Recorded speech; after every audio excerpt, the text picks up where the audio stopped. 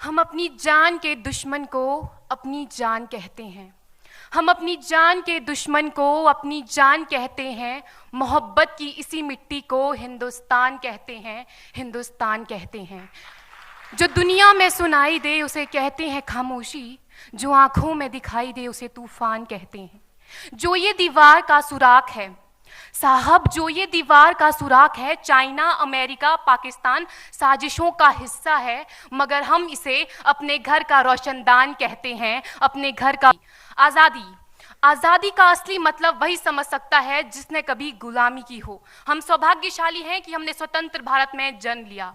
यूं तो आज़ादी की लौ 1857 में ही जल चुकी थी, जो वर्षाल बनकर 1947 में हमारे देश को आज़ाद कराई। प्राचीन, मध्यकालीन और वर्तमान भारत के उदाहरणों से स्पष्ट करना चाहूंगी कि जब हम फिरंगियों के फेरे में फंस गए थे तो रंग दे बसंती चोला की एक आवाज पर टोलों के टोले उमड़ आते थे और उनके वंदे मातरम के नारों से खून में आने वाला 5-5 डिग्री का तूफान अंग्रेजी शासकों की जड़ों में तूफान ला देता था। लोग मर जाते थे, मिट जाते थे, फांसी चढ़ जाते थे, तो वो भी अपनी देशभक्ति साबित कर रहे होते थे, क्योंकि ये उस दौर की देशभक्ति की कसौटी थी। उसके बाद 62, 65 और 71 के युद्धों में अपना सुहाग गवा देने वाली औरत, जब घर के हालात ये हो जाया करते थे कि प्यार भी भरपूर गया, मांग का सिंदूर गया, नन्हे नौनिहालों की लंगोटियां चली गई, छोटी छोटी बेटियों की चोटियां चली गई, बाप की कमाई गई, भाई की पढ़ाई गई, ऐसा एक विस्फोट हुआ पता ही चला नहीं, पूरे जिस्म की ही कई बोटियां चली गई। और आपके लिए तो एक आदमी मरा है साहब, किंतु मेरे घर की तो रोटियां चली गई, मेरे घर की तो रोटियां चली गई वाले हालात पैदा हो जाने के बावजूद भी एक माँ अपने बेटे को सरहद पर दुश्मनों की धज्जियां उड़ाने के लिए भेज देती थी और उसे पत्र लिखाकर ये भेजा करती थी कि अम्मा ने खत लिखा है बड़े ही चाव से, पुत्र मेरे ना घबरा जाना, 1 इंच भी पीछे ना हटना, चाहे इंच इंच कट जाना, चाहे इंच इंच कट जाना। इस तरह पूरा परिवार अपनी देशभक्ति साबित कर रहा होता था। तब देश बलिदान मांगता था, तब देश लड़ जाने को कहता था, तब देश मर जाने को, मिट जाने को, फांसी चढ़ जाने को कहता था। किंतु आज देश लड़ जाने को नहीं कहता, आज देश मर जाने को, मिट जाने को, फांसी चढ़ जाने को नहीं कहता, बल्कि मेरे विचारों में यदि कोई व्यक्ति अपना काम पूरी ईमानदारी, पूरी मेहनत और पूरी लगन से करे ना, तो वही सबसे बड़ा देशभक्त है। मैं नहीं मानती कि फेसबुक और व्हाट्सएप की डीपी को 3 रंग में रंगना ही देशभक्ति है। और यदि आप कहेंगे कि साल में 2 बार हाथ में तिरंगा ले लेना देशभक्ति है, तो मैं पूछना चाहूंगी कि फुटपाथ में रहने वाला वो बच्चा ट्रैफिक की छांव में नंगे पांव में जब तिरंगा बेच रहा होता है, तो क्या इसे आप उसकी देशभक्ति कहेंगे? ये उसकी देशभक्ति नहीं, उसके पेट के भूख की शक्ति है जो उसे ऐसा करने पर मजबूर करती है। क्योंकि ना मस्जिद को जानते हैं, न शिवालों को जानते हैं, ना मस्जिद को जानते हैं, न शिवालों को जानते हैं। जो पेट के भूखे होते हैं ना, वो सिर्फ भोजन के निवालों को जानते हैं, वो सिर्फ भोजन के निवालों को जानते हैं। अपने परिवार, अपने समाज, अपने देश के लिए समर्पण का भाव है देशभक्ति। और हर देशद्रोही के जीवन में आने वाला तूफान है हमारी सच्ची देशभक्ति, ताकि हर देशद्रोही ये समझ सके कि अगर तू परिंदा है तो ये आसमान तेरा है, अगर तू दरिंदा है तो ये शमशान तेरा है, भाईचारे से रहना है तो रह इस जमीन पर, वरना ये कब्र भी तेरी है और यही कब्रिस्तान तेरा है और यही कब्रिस्तान तेरा है। लेकिन एक देशद्रोही से ज्यादा देशभक्ति तब आहत होती है जब एक बेटा अपने बूढ़े माँ बाप को वृद्धाश्रम की चौखट पर छोड़ आता है। करा उठती है वो देशभक्ति जब मुसीबत में फंसे लोगों की जान बचाने से ज्यादा हम सेल्फी लेकर अपने लाइक बढ़ाने में लगे रहते हैं। आज के इस दौर में वो युवा जिनके ऊपर जिम्मेदारी थी अपने देश, अपने समाज, अपने राष्ट्र की आशाओं को बांधे रखने की, वही युवा अब 4x4 इंच की छोटी सी स्क्रीन पर अपनी कोमल अंगुलियों के घर्षण मात्र से अपनी भावनाओं की इमोजी भेज रहा है। 4 बोतल वोडका, काम मेरा रोज का ने भारत का भविष्य तबाह कर रखा है। हम ना एक ऐसे समाज में जीते हैं जहां लड़कों से बात करता देख जो भाई हड़काते हैं, लड़कों से बात करता देख जो भाई हड़काते हैं, वही भाई अपनी गर्लफ्रेंड के किस्से घर में हंस हंस कर सुनाते हैं। और मैं बता दूं, महिला सुरक्षा के मामले में हम आज भी 4थे नंबर पर आते हैं। हम ना एक ऐसे समाज में जीते हैं जहां पत्थर की मूरत को लगते हैं 56 भोग और भूखे नंगे तड़पते सो जाते हैं लोग, भूखे नंगे तड़पते सो जाते हैं लोग। मजदूर को मजदूर समझिए, मजबूर नहीं।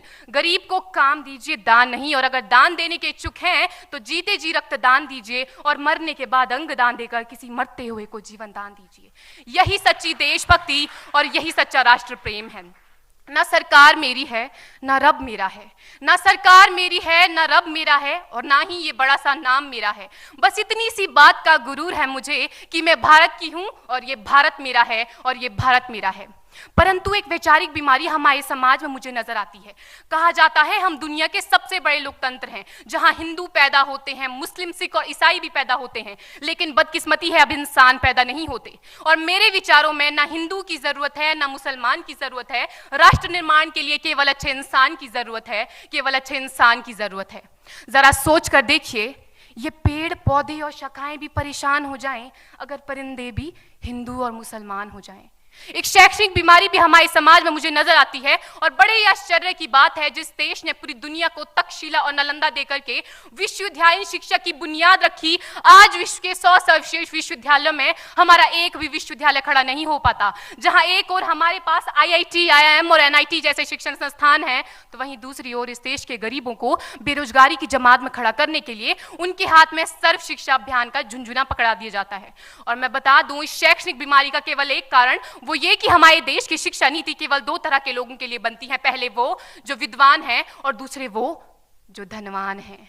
इसी तरह की कई गजब की बीमारियां हैं, और इन बीमारियों की जो जड़ है ना, वो हमारा अंधविश्वास। और मेरे विचारों में जब तक इस देश का युवा अपनी सफलता के लिए मंदिरों में जा जाकर नारियल फोड़ फोड़ कर भगवान को रिश्वत लगाता रहेगा, हमारे समाज का शिक्षित वर्ग ही बिल्ली के रास्ता काटने पर खड़े हो जाना, अपने धर्म अपनी जाति को ऊंचा मानकर दूसरों के धर्म की अवहेलना करता रहेगा, तब तक ना तो इस देश से अंधविश्वास खत्म होगा और ना ही हमारा राष्ट्र निर्माण संभव होगा।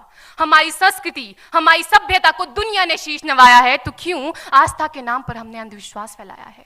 मेरे विचारों में हमारा राष्ट्र निर्माण तब संभव होगा जब इस देश में महिलाओं की पूजा नहीं, उनकी इज्जत की जाएगी। राष्ट्र निर्माण तब संभव होगा जब हम जातिगत आरक्षण नहीं बल्कि सामाजिक सशक्तिकरण पर बात करेंगे।